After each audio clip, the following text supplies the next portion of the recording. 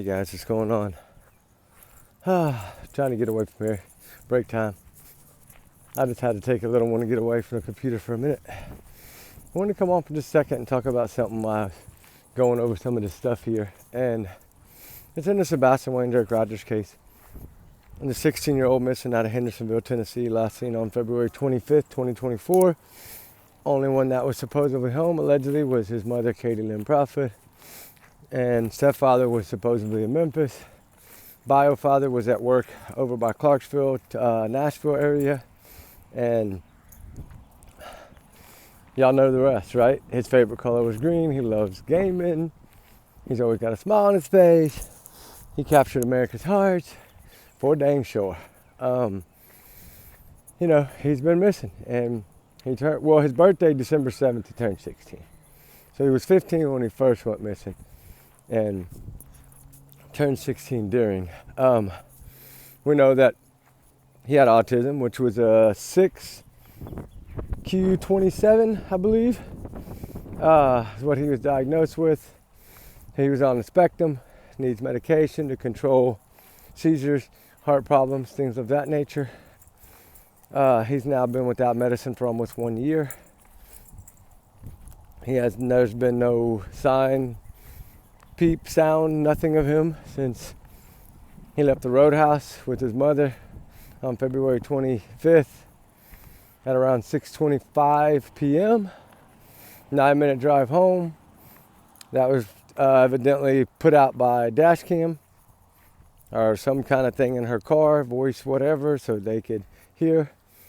And then, according to mother, he took out the trash at 8. That's his chore. And then he went to bed at 9. That's her first story. Second story is he went to bed at 9. She heard a noise, hollered at him, knock off what you're doing, go to bed. Then as the media kept questioning everything she did, then the third time she changed the story again. He went to bed at 10. She heard a thud at 10, 10:30. And she screamed out to him, "You okay, Sebastian? You fall out of the bed, Bubba?" He says, "No, love you, love puppies, whatever, good night." And then the fourth time she said pretty much that same thing, plus she added she read a chapter. She was talking to her husband on the phone for 2.5 hours, 3 hours, whatever some people call it, the 3-hour phone call.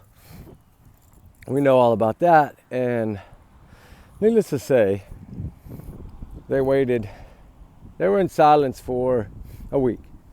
But to me, the only reason they came out of silence is because the media, the pressure, it got to them.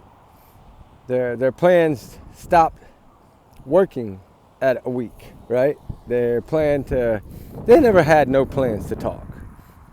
Never. They were going to pull the silent treatment like Koberger, right? They were going to pull the silent treatment and pretty much not say a word and use it as their grieving or as guilt. But if people grieve, they have to do something to show us why they're grieving. Well, she never did nothing. We know that. She never called out to her son. She never asked the kidnappers to let him go. She just randomly said, well, she didn't even say it, actually. The first time we heard about walking out the door was she mentioned door and Chris cut her off and took over and pretty much made it as he walked out the door. It's like now he's trying to point at the landfill, point at dog scent that didn't exist, things of this nature. And we know all about the Tinkerbell video, which now I believe anyway, that was all part of their master plan to make it look like he left the home. I don't think the child made it from the roadhouse to the house. And if he did, the only thing possibly, if he did make it to that house, that could have happened, was an altercation between him and Katie. And that's going to point the finger directly at her, and then her husband stepped in to help her cover it up. That's it. That way, or he didn't make it home from the restaurant because the stepfather picked him up and took him, and that's why he's the one that won't take the polygraph test, and she's the only one that took the test. Because clearly the little simple questions they would have asked her, she wouldn't have known what happened. But the stepfather sure did point at the door. That's all he really pointed at. And we know that by the interview. He pretty much states that as like it's a fact when they really don't know any other facts on anything else other than supposedly we're supposed to believe this man that does nothing but lie and lie and lie and lie and lie. And it's just, you become what you're taught and what you're brought up. So we know now the way his mother raised him up is the way he is, and that's pretty much the same way she is. She's just like him. So as we know, none of them can be trusted, and in my opinion, and allegedly, of course. And the main thing is CPS reports at least 5. At a minimum, most likely 5. I'm going to say at a minimum 5. We know that the child was not allowed to wear underwear. He had to wear diapers every day at 15 years old.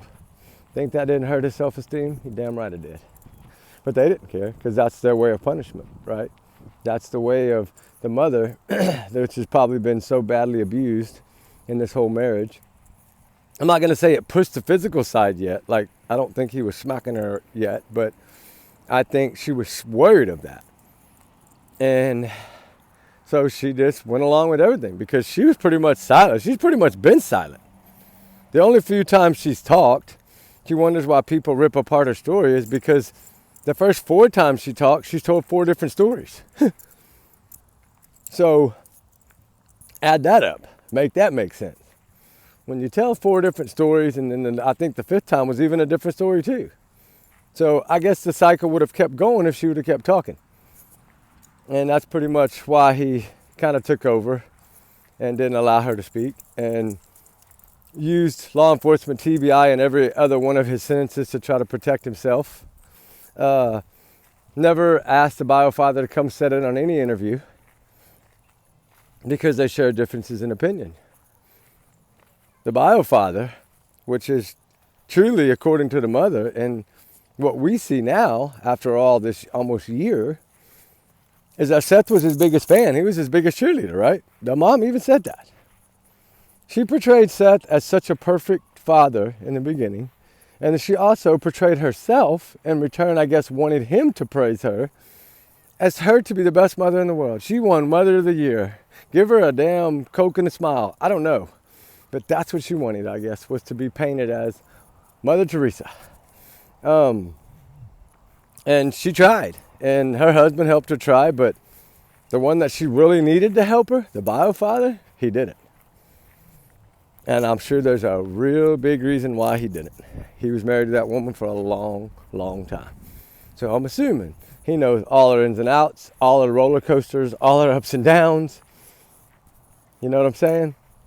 Think about it that way. And respect to him, he has not really shredded her like he probably could have, which is a good thing. It shows that his focus is on finding Sebastian Jake Rogers, his son, and not on playing their little games. So shout out to him for that, for sure. He's the only one that says he's not going to stop. He's not going to give up. And we know now that more and more are joining the army, and it's becoming a really, really, really big army. And yes, they're both military, but they're only 2, so they're a little army, not a big army. And they're a little army that just pretty much fibs on everything they do. So we know that pretty much, right? I think we can vouch for that. But some of the things that were said in this stuff, right, was really interesting when you go back and listen. Like Chronicles of Olivia, I go to that one a lot because I think that one holds more answers than any other interview. Except for the newest one, the one in December. That pretty much paints the biggest picture of all of, like, y'all, we went over that already, the Halloween and the Christmas chairs being empty when, how do you know Christmas wasn't even here? Y'all know where I'm getting at on that. But in the beginning of all this, wow, oh wow, did she try to paint a picture from the get-go. She basically tried to paint a picture to where she was Mother of the Year every year, when she's pretty much should have had 3 children, if you really dig down deep. And for a mother to have had 3 children in her lifetime and not have one of them, 3 strikes you're out, right? At the old ball game, right? That's what they say. So what in the world is going on in this case? There is so much going on. This new little clip, which thank God y'all aren't going down the rabbit hole, and we know that that's been debunked. It's nothing. It's a man walking his dog. He lives right there by the construction site, which the stepfather's been pushing the construction site the whole time, even trying to say that magic dogs, I guess, flew in that nobody else saw and followed the scent, right? I guess that's what they're saying, or Tinkerbell, I guess. I don't know what happened, but that's their theory on it, and the only theory they've ever really given is, they were asked a few times to give theories, but of course Katie never gave one. She allowed Chris to take over, which is usually what you do when you have one leading the whole entire plan, right? And one that can seem to try to bully his way through everything that he's learned now is not working anymore. So in a way, I'm wondering if they're ever even going to release this clip that's pre-recorded on the anniversary, which hopefully the anniversary they release it on is the 25th, because that's technically Sebastian, Wayne, Jake Rogers' year missing anniversary is the 25th. So I don't know. Supposedly it's going to be released Wednesday. I don't really know. I don't think it'll end up coming out now that this was debunked and shot down so fast. I just don't see it, but it might. But, as he already says, y'all are going to pick everything apart. Well, yeah, when there's too many red flags and there's too many lies, of course we're going to dig. They're just giving us the tools to dig with. And it's about time. It's been almost a year, and they're finally starting to give tools. Well, most of them have been debunked, but they're still giving tools, which help us a little bit to go along, to build up to their theory that they're trying to push, which they've never really pushed other than the door. All it's doing is helping us. It's stacking up, right? It's just stacking up on them. Because don't think law enforcement don't see this for a minute. And in my opinion, I don't think that they've probably even been intact with law enforcement for a long time, because the only one that's really said anything and that had the last meeting that we know of was the bio dad. And he said he's all for them now, man. They gave him a boost of confidence. So if one side quits talking, the other side's saying that they gave him a boost of confidence, what do y'all think is going on behind closed doors? Yeah, like we've all thought, hopefully something's brewing, right? And when you really stop and think about all these videos, right, we've been a little bit silly about it. I'm just going to be honest. So don't take it the wrong way, but we have been a little bit silly about all these videos. Because I know we want something to be so bad, right? But imagine how long law enforcement's had all these videos when they had them discredited in the first week and then spent maybe another month or two overlaying and changing the color just to double check and make sure. They've probably been looked at. Even the stepfather said they've been looked at and viewed. Oh my God, I can't tell you how many times, right? So we know that they were going over and over and over and over them. So why don't we just take that as it's got some meaning and say, okay, this is where we need to start, really. It's to say, okay, they did not have this kid on video. They don't. They've pretty much made that clear. And if we'd have listened in the very beginning on the sit down with Nick Barris and Sheriff Craddock, we really should have listened, because he clearly said it has no relevance in this case right now. Which means if they can prove their theory that they have in their head, which they've probably had since the first 8 days, if they can prove their theory, then guess what? It's going to be relevant. Because it's going to show that they probably knew this person that was in that vehicle. What do you want to bet? Because they sure did try to debunk it. So what do you want to bet that they end up knowing this person? And it wasn't nobody fighting in there. There might have been somebody fighting that night, but it wasn't in that car. It was, if he was at home, it was in that house, and it was Sebastian and his mother. Because we really got to stop and think. Autistic children are extra special. Y'all know how I feel about it. But guess what? If you keep backing them in a corner, when they have somehow a lot more incredible strength than most human beings, literally, look it up. Can you imagine if he just got so backed into the wall and so tired and so of everything building up and got mad at her?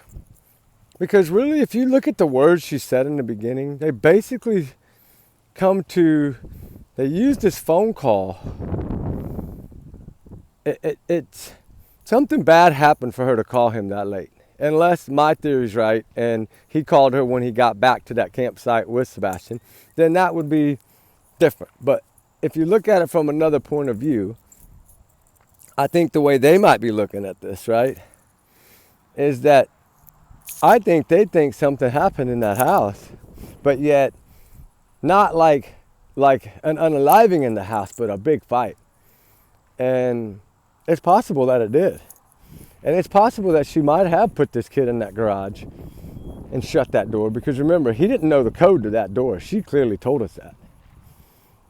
And just say, because some people have said this theory before, it was really cold. He would probably not have made it all night in that garage. Not as skinny as he little was. He was too small. And I mean, I really don't even think he weighed 120 pounds, honestly.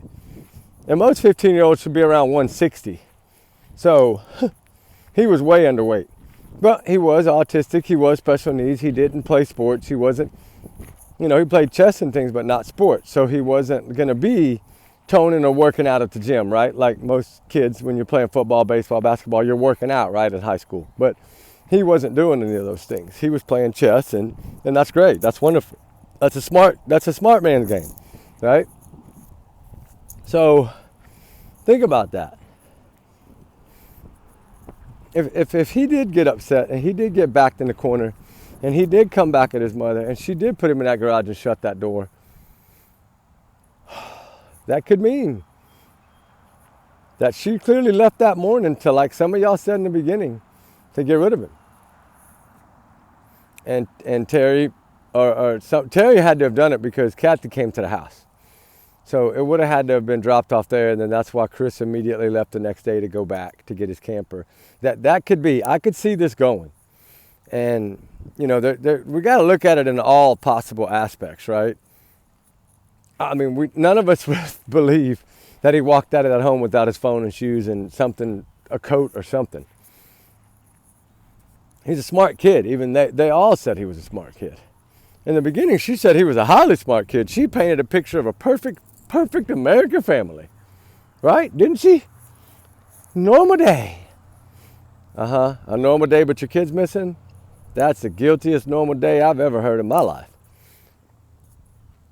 We really need to look at some of these other things that are out there and go back. Because the more we go back, the different the picture becomes. And I feel now that maybe there was some form of altercation or something within that house. I mean, I still feel that stepfather was there.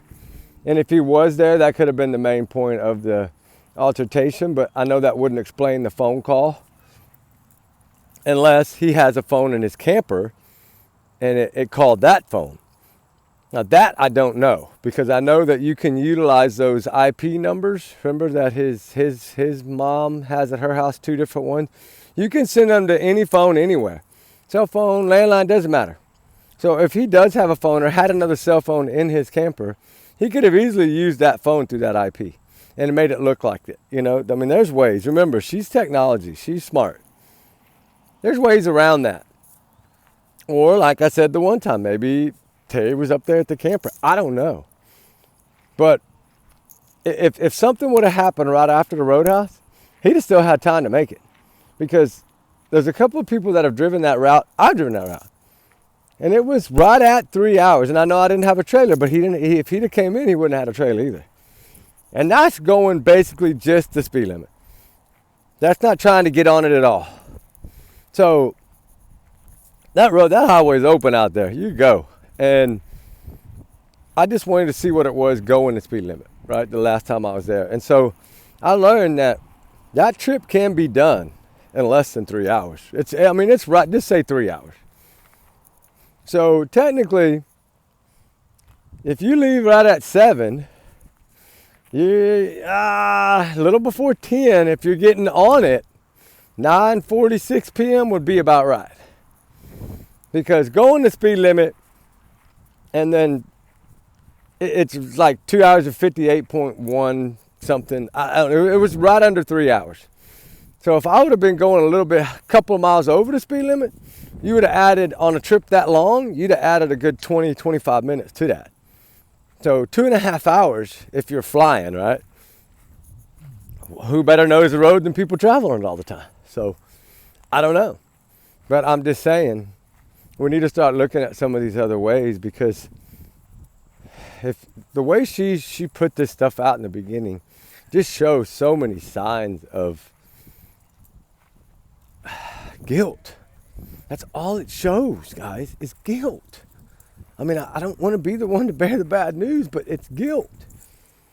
Because if he would have went out that door, there's no scent trail. So we know right now that didn't happen. I know they pushed it, but it's not going to happen because law enforcement's saying no. And if we just listen to what they're giving us, really just listen to what they're giving us, instead of working against them, why don't we side with them and just kind of figure it out for ourselves? Now, if we come up with, oh my God, no, they're totally off, well then, you know what? We just have to say they're totally off. But it's becoming a point to me that what they're putting out there is really painting a picture. And that's why we feel that something's fixing to blow up. It's because of what they've put out. And now to come out and debunk this, you know, like I said, I don't get into it. Y'all know me. I don't get into it. I don't talk. I don't, everybody's channel, everybody has their own opinions on those channels. It's not for me to judge anyone. So I love them all. Let them be. Let them say it's their theories, their thoughts, right? We all have that. So let's just keep our head in the game and keep our focus on Sebastian Wayne Drake Rogers, because he's the only one that matters. I mean, we still have to look at the household as a whole and try to figure out, like I said a while ago, think about it. She's had 3 children and doesn't have any. To me, that's technically worse than Casey Anthony. Come on. I mean, think about that. That is truly, that's 3 heartbeats. 3. I mean, my gosh, and now Faith, she had Faith all summer, that was 4. So since Faith doesn't live with him all the time, we really can't give her credit for that. But if we were to give her credit for the summer, she's 1 in 4. I mean, that ain't very good odds. And just like, you know, they didn't ever talk about him at all. And that's just so, my God, that's so many red flags. Like everybody I've asked, people that don't even know about the case. Say, for instance, somebody at work does not know about the case. I'll say, hey, let me give you a little theory and you tell me what's your opinion on it. And I'll break down what they're saying, right? What, you know, those 2 are saying that were actually, well, it was their house that he went missing from. So I'll give her story, and all of them so far except for one has said guilt, guilt, guilt, guilt, guilt. One of them, which is an older gentleman, probably about 63 years old. And I always say older, wiser, but in this case, I kind of didn't really agree, but I didn't really disagree with him. But he said, sounds to me like it wasn't something that was planned. It wasn't something that was meant to happen. He said it's more of an accidental cover-up, he thinks. I'm like, what do you mean? He says, I think he's the one that said the garage, like some of y'all have said. He said, you know, you said the mattress in the garage and the other things like that, and they couldn't really prove or disprove it. So say that was true, right? That he was put in that garage sometime. That's punishment. He's saying based on that, what we're hearing out there. He says, and yes, he would have got hypothermia. That skinny, he would have got hypothermia. Most likely before too long, period. And then he said that would debunk a lot of your stuff, other than the Tinkerbell video might be really the only key you got. And then her leaving that morning because she forgot something else to take or to get rid of. Who knows where she went? She could have went over by the school and put something in the dumpster. I bet they didn't search it. No, they weren't looking in the dumpster for a missing child. So they wouldn't have done that. This isn't the Matty Soto case. But I'm just saying, she could have went somewhere and thrown something in a dumpster somewhere. Maybe that mattress had sheets on it. Maybe it had blankets on it. Maybe it had pillows on it. Remember, we found a whole bag full of blankets and all that stuff. So you just never know. Like, you know, I don't think they would have been dumb enough to put anything in their trash can at home or the construction site, thinking that would have been checked, and just that was probably one of their cross-off things when they were running everything through their head on that 3-hour phone call. But I think that somehow, some way, she either got rid of something that morning, or him that morning, or at 3 that morning. You know, it might be a big factor if this man's theory of him being put out, or say he was even put outside and he went around to the back porch and laid down on the back porch, and that's why he was never seen on camera, and then he got hypothermia outside on the back porch. That's possible too. Maybe the 3-hour phone call she was on the phone with him trying to figure out where he was. Maybe he did walk out that door and she made him, but he just went around to the backyard. I don't know. I'm just saying, you know. There's just so many ways to look at it, right? But the one thing we cannot forget about is their speeches. Because their speeches hold everything. Because something happened. Like, whether it was an accident, whether it was on purpose, something happened. You know, one guy did tell me, I don't even want to tell you this, but I'm going to tell you, because I don't want y'all to get mad at me, because it's not my theory, but it was a pretty good one, I thought, but not. But anyway, think about it this way. This guy says, he said, y'all are missing the point. I'm like, what do you mean? He said, you're missing the whole point. I'm like, what are you talking about? He says, okay, for one, they could not let that child go to his father's, because CPS would have came out. Once he had moved in there, Sebastian eventually would have started talking. And he would have told everything that went on in that household. Right? That's what this gentleman said. This was about a week ago, and I never talked about it. But he says, this has nothing to do with anything other than covering their own tracks to not getting caught for what they had already done. And then for the stepfather to be so jealous and so angry about Seth, and that Seth was going to be in their life, all of Sebastian's life, because think about it. He's not going to probably have been able to live on his own. So think about this. Katie would have had to pretty much raise this child her whole life. And I didn't even look at it this way. But, you know, special needs and that, he might have gotten worse as he got older. We don't know. Say she would have had to she pretty much was going to be stuck her whole entire life, grounded, taking care of Sebastian Wayne Drake Rogers. I didn't look at it this way, and I should have, but I never did this. And sometimes talking to old people makes a difference, I'm telling you. Because he clearly said, the only way to get away and break the strings and for Chris not to have to see Seth's face or deal with Seth because he's so jealous, right? Because remember, Chris is not one to give marital advice. He's on his 5th wife. Remember that. So, you know, he was just so jealous, I think, of Seth and wanted that part of his life. He didn't want that part in there anymore. He'd already dealt with it for 4, 5, 6 years, half of Sebastian's life. And he didn't want to deal with the strings of the attachment to it anymore. Knowing, my gosh, I'm about to put up with this child my whole life. He did not want that. And I think she was just like, she decided with him. And it was more or less about cutting ties everywhere. What does this do? If Sebastian's out of the picture, what happens? Her and Chris can live their life however the hell they want, which is exactly how they've done since Sebastian Rogers vanished. They have lived their life the way they've wanted to live it. They haven't had to deal with Seth. What is the first thing that happened in this case? Tell me. And that's what this man told me. And I'm telling you, he's not a dumb man. Because when he told me this, I really did not even think of this kind of theory. He said, think about it. What did they do in the beginning? They let a GoFundMe stop them from looking for their son. That was the tool that Christopher Proudfoot threw in Seth's face, because he knew he was going to do it probably. And that was his tool. And then all of a sudden, what happened? They didn't talk to Seth for remember Seth said, I haven't spoken to him in 2 weeks until today when we met at law enforcement. Like, they wanted Seth out of their life. And they couldn't take a chance on Sebastian going to Seth, because eventually he was going to tell what Chris was doing. And the CPS cases were going to come up. So the only way to get everything to go away, all the strings unattached, not have to raise Sebastian her whole life, be free, be Katie free, right? Tinkerbell, fly wherever you want, go wherever you want, have no worries.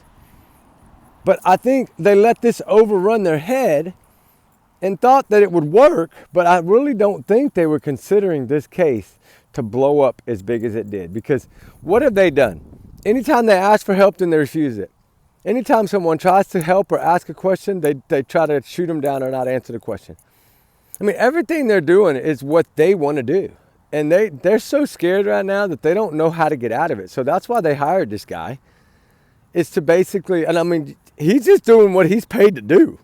So that's why I say I don't judge no one. He's only doing what he's paid to do. I can't step in and say anything different. It's his job. That's how he makes his money. If that's how he pays his bills and how he lives, then that's how he pays his bills and that's how he lives. He's only doing what they're asking him to do, what they're paying him to do. Sorry, look at it that way. Just like if we were all paying someone, we would expect them to do what we wanted them to do. So that's why I say, please don't judge no one. I'm not taking sides at all. I never do that. I just don't talk about anyone like that because I don't feel it's my right. And it's so I just don't do it. And I hope y'all understand that and don't get upset at me.